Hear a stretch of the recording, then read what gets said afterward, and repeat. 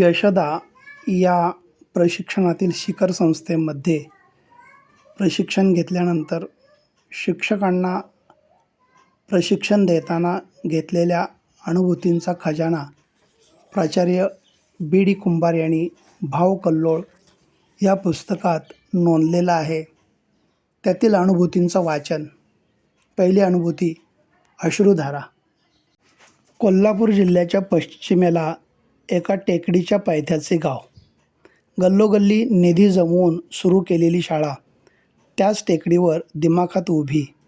शाळेपासून काही अंतरावर आठवडी बाजार भरवण्यासाठी असलेली मोठी अशी मोकळी जागा. त्याच्या सभोवती छोटी छोटी दुकानं. याच चौकात दिवसातून 3-4 फेऱ्या मारणारी व गावची नाळ शहराशी जोडणारी लाल रंगाची एसटी उभी असायची. शाळेच्या प्रत्येक वर्गातून ती दिसायची. मधल्या सुट्टीत अनेक मुलं चौकातील दुकानातून खाऊ घ्यायला यायची.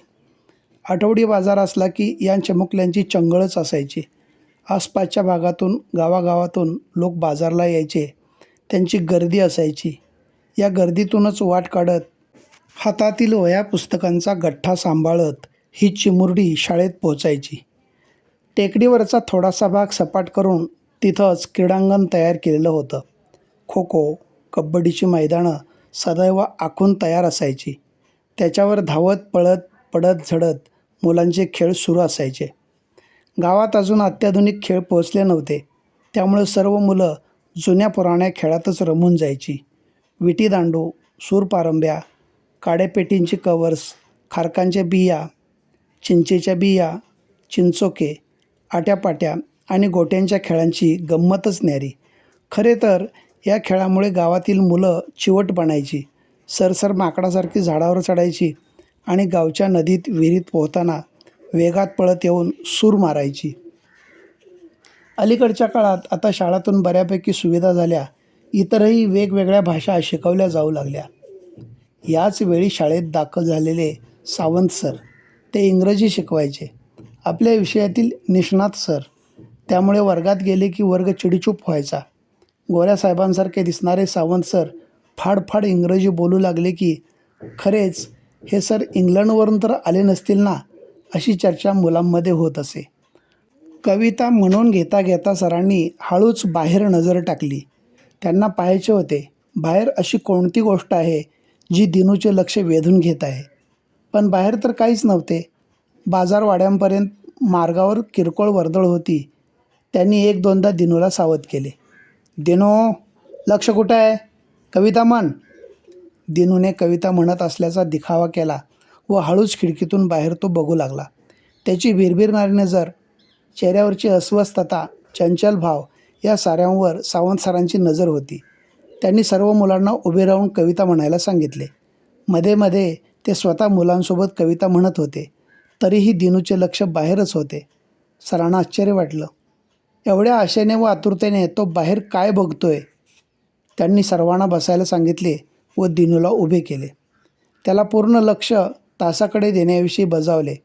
आता तर सर कवितेचा अर्थ समजावून सांगू लागले. मध्ये मध्ये ते नवीन शब्दांचे अर्थ लिहून देत होते. पण दिनू तेही करत नव्हता. फक्त आविर्भाव करायचा. लक्ष मात्र बाहेरच होते. आता सरांना खूप राग आला. ते दिनूजवळ पोचले. हातात पट्टी होती. इतर मुले शब्द लिहून घेण्यात मग्न होती. एवढ्यात फट फट आवाज झाला. दिनूच्या हातावर फटके बसताच तो विव्हळला. पाठोपाठ सरांचा दरडावण्याचा आवाज झाला. गाढवा, किती वेळ झाला? लक्ष दे म्हणून सांगतोय. काय बघतोस बाहेर? किती छान कविता आहे. सर्व मुलं आनंदात म्हणत आहेत. पावसाची एवढी गोड कविता.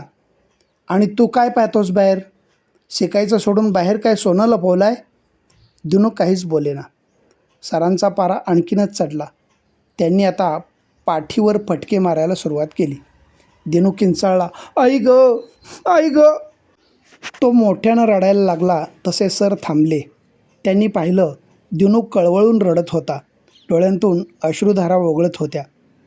वर्गात पूर्ण शांतता पसरली. वातावरण गंभीर झाले. सर्व मुले टकमका बघू लागली. त्यांना वाटले सर आता खूप चिडलेत. एवढे सांगूनही दिनू ऐकत नव्हता. तो सारखा बाहेरच बघत होता. सर तर काय करणार, आता आणखीन मारतील.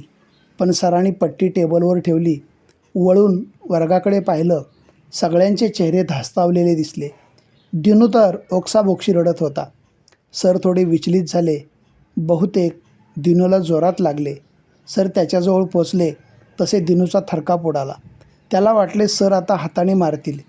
एवढ्या वेळात त्याने अनेकदा खिडकीतून बाहेर पाहिले होते. तेही सरांच्या नजरेत आले होते. सर रागानेच म्हणाले, काय मूर्ख मुलगा आहे, एवढा मार खाल्ला तरी अजून बाहेर बघतोय. बाहेर काय आहे, लाडू जिलबी आहेत, कोणी आणून देणार आहे का तुला? हुंदके देत दिनू बोलला, सर मी एस टीची वाट पाहतोय. माझे बाबा 8 दिवस झाले दवाखान्यात ॲडमिट आहेत. आई 2 वेळा जाऊन आली आहे. ती म्हणाले आज बाबा घरी येणार आहेत. मी त्यांची वाट पाहतोय. 8 दिवस झालेत, बाबा मला दिसले नाहीत हो. कसा बसा दिनू एवढे बोलला. त्याच्या डोळ्यातून अश्रूच्या धारा वाहू लागल्या. तो मोठमोठ्याने रडू लागला. तसे सर गहिवरले. त्यांचे डोळे पाणावले. अरे रे, मी हे काय केलं? बिचारा दिनू. मी अगोदरच त्याला विचारलं होतं, पण तो बोललाच नाही. व्यवस्थित शांतपणे विचारायला हवं होतं. प्रेमानं विचारलं असतं तर बोलला असता. त्याच्या भावना मी जाणून घ्यायला हव्या होत्या. किती प्रेम आहे त्यांचं बाबांवर. मी मात्र त्याला यातना दिल्या. माझं चुकलंच. सर वळले. पाठीमागच्या खिडकीजवळ गेले. दोन्ही हाताने खिडकीचे गज पकडून भावूक नजरेने बाहेर पाहू लागले. त्यांच्या डोळ्यातून अश्रू टपकू लागले. 5-1 मिनटं अशीच गेली. काहींच्या नजरेत सरांचे अश्रू आले. दिनू हुंदके देत रडतच होता. सरही रडतायत हे पाहून सदा कारंडे म्हणाला, सर तुम्ही पण का रडताय? सगळ्या मुलांनी सरांकडे पाहिलं. सर डोळे पुसत टेबलाजवळ पोचले. म्हणाले, होय रे बाळानो, होय. अरे दिनू आज आपल्या वडिलांची वाट पाहत आहे. पण मी वाट पाहू शकत नाही, कारण माझे वडील या जगात नाहीत. ते कधीच मला सोडून गेलेत. माझंसुद्धा दिनूप्रमाणेच बाबांवर प्रेम होतं. माझे बाबा फार चांगले होते. ते लवकर मला सोडून गेले. आज मी त्यांना जगातली सर्व सुखं देऊ शकत होतो मुलांनो, पण ते आज माझ्याजवळ नाहीत. सर थोडा वेळ थांबले. त्यांचा कंठ दाटून आला. ते म्हणाले, मुलांनो, तुम्हीसुद्धा दिनूसारखेच आपल्या आईबाबावर प्रेम करा. त्यांना विसरू नका. ते तुमच्यासाठी खूप कष्ट करतात. तुम्हाला सुखी करण्यासाठी झटत असतात. ते आहेत तोपर्यंत त्यांच्याशी बोला. त्यांच्यावर प्रेम करा. त्यांना आदर द्या.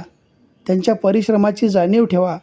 नाहीतर माझ्या बाबांसारखेच ते निघून गेले तर पुन्हा तुम्हाला ते मिळणार नाहीत. पुन्हा सरांच्या डोळ्यातून अश्रू ओघळू लागले. सर्व वर्ग गहिवरला.